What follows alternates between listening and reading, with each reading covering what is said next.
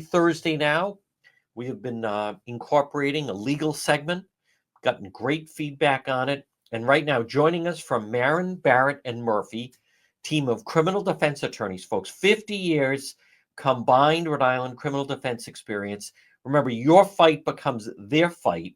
You can contact them. Look for them on Facebook and Instagram. You can call them at 401 228 8271. 401 228 8271. Marin, Barrett, and Murphy Law Firm. And joining us right now, as she has been doing on Thursdays, from that very firm, is in fact attorney Stefanie Murphy. Good afternoon, Stefanie. Good afternoon, John. Stefanie, I want to start off. Channel 12 had an interesting story this week that they focused on. And that was, and this is something that I've ridden with police and they pull people over on. And then at the same time, sometimes we've been out and then someone's involved with a traffic stop. And it has to do with the tint of the windows. And it seems to be a little bit of a legal challenge for a lot of motorists because seemingly how windows are tinted seems to vary state to state. Absolutely. So yeah, in Rhode Island in the last 3 years, there's been over 7,500 tint violations that's been filed, mainly by the state police, but with other towns too. So typically there's a 70% allowance of light that's allowed on different tints and windows and stuff like that. There's some different exceptions, some medical exceptions and stuff like that. But in terms of knowing what your tint is, knowing if it's, falls within the guidelines of Rhode Island is different from other neighboring states. It is kind of similar to the federal guidelines, but it is a lot stricter than some of the other states.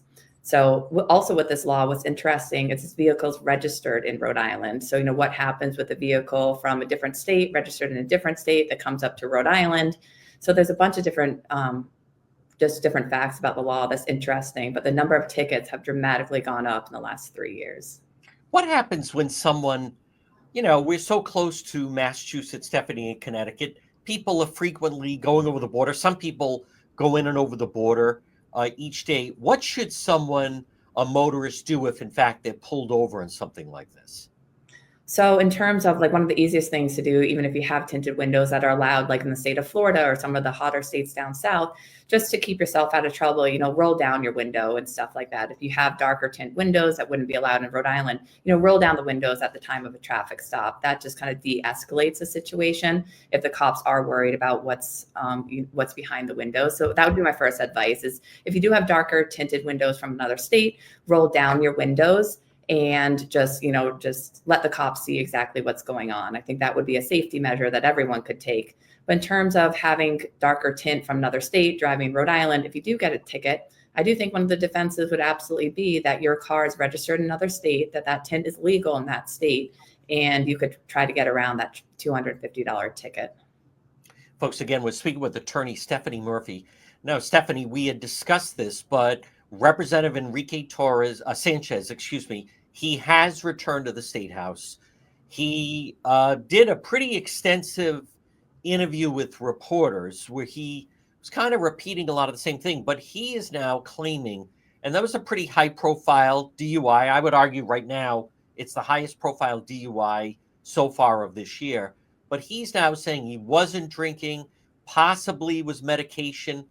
Cranston police on their body cam footage as they're talking to him, saying that they thought they had an odor of alcohol, but they claim that he had admitted to them that he had been drinking.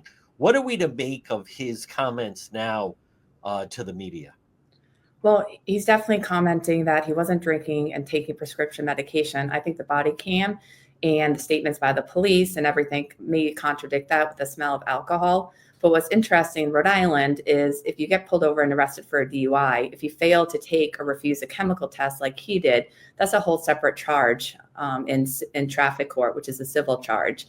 So he's under an obligation under, the implied consent law in Rhode Island to consent to a chemical test. And here he declined it, which is kind of surprising. If you're not drinking, why you would decline a breath test. You can be found guilty of driving under the influence or a refusal charge for being under the influence or unsafe to operate under prescriptions, over-the-counter medication, drugs, or alcohol. So the DUI law does cover, any Adderall, any prescription medication. If you're unsafe to operate, even with prescription medication, you can still be found to be under the influence. I want to go back to Stefanie. That night, it seems he could have been within his right. And I'm not trying to Monday morning quarterback or second guess, but people should know he could have been within his right to decline to answer whether or not he had in fact been drinking, and even now returning to the State House. And I get it. The television cameras are there. They're putting the cameras on him. But he would also, I believe, be within his right to say, right now it's a legal situation. As a result of that, I'd prefer not to discuss it right now. We're going to handle that. He doesn't have to answer when the police said, were you drinking tonight? I mean, you tell me. I don't think he had to answer. And I also don't think at the State House he needs to even go down the road of saying, oh, no, I was on medication and that's why that happened in that manner. Yeah, no, I mean, with the police, you absolutely don't have to answer questions like that, especially if they're going to incriminate yourself. You have a constitutional right not to, in all honesty. In terms of giving your name, address, and stuff, those are things you do have to, talk about or answer those questions. But in terms of answering questions about whether or not you're drinking, answering questions about whether or not you're taking prescription medication, like I said, admitting prescription medication, but falling asleep at a green light, that could definitely be in the judge's eyes unfit to operate, in all honesty. But he's not required to answer those questions. He's not required to do field sobriety tests. I always tell my clients, be polite, be courteous, be truthful to the officers, but you don't have to offer information. You can politely say, no, thank you. I wanted to talk to my attorney. And even at the State House, if he was my client, I would have recommended him, hey, blame it on me. Say that there's a pending legal action. Everyone knows about it.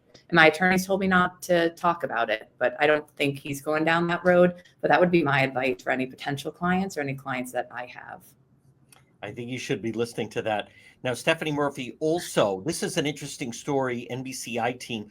Some violent inmates at the ACI get earlier shot at release in wake of a court ruling. They mentioned the Jean Quiddy case out of Cranston. But what is this all about where they're essentially saying they have not been interpreting the parole, I believe, guidelines that had been set up? Well, what this really comes down to is like the Mario's law and stuff like that. That's for kind of youthful offenders that get sentenced to violent crimes before the age of 22. So kind of the thought process behind passing that legislation was to allow people who are under the age of 22, when they might not have the maturity and the sense and the intelligence in order to maybe not get themselves involved with some serious crimes. So that law kind of allows them to go before the parole board at an earlier time. It doesn't mean that the parole board will release them, but what it does is shorten different times to, 20 years. If it's life sentence, you can see the parole board at 20 years. It makes it a little bit shorter for them to see the parole board, but the parole boards can't, what they were doing before is saying you had to parole from one sentence onto another sentence. Now that's kind of what the ruling stated, is that is not a requirement. And what's going to happen is youthful offenders might be able to get paroled faster than they would, but they would still have to get parole. They don't skip that parole period or the parole, hearing or anything like that. But they could definitely they do see the parole board sooner than you would if you were not a youthful offender. Folks, now this is the time where I came up with the segment idea, either Stefanie's selection or Murphy's Law. But Stefanie, if you don't mind, I want to choose for you. We had discussed the Mark Perkins and that was a bail hearing. He's charged first-degree murder in the murder of Charlotte Lester. And you kind of walked us through saying, well, it's a chance for his defense attorney, John Calcagni, to kind of get a view of what the prosecution, kind of what their case is, and also lock in some of their witnesses on statements.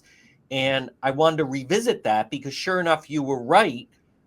When in fact they concluded that, he basically didn't put up any strong defense to try to push for bail.